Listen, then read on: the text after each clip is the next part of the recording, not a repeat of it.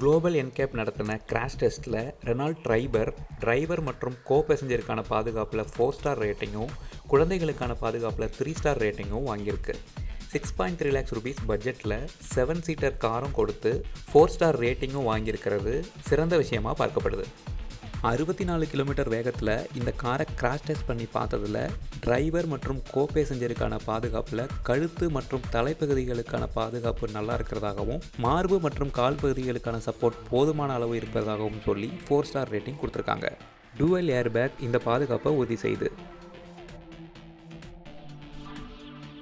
1.5 வயதுக்கு உட்பட்ட குழந்தைகளை அமர வைக்கிறதுக்காக பின்னோக்கி பொருத்தப்படுற சீட்டில் பாதுகாப்பு நல்லா இருக்கிறதாகவும் 3 வயது குழந்தைகளை அமர வைப்பதற்காக பொருத்தப்படுற முன்னோக்கி பொருத்தப்படக்கூடிய சீட்டில் பாதுகாப்பு போதுமான அளவு இருப்பதாகவும் சொல்லி 3 ஸ்டார் ரேட்டிங் கொடுத்துருக்காங்க.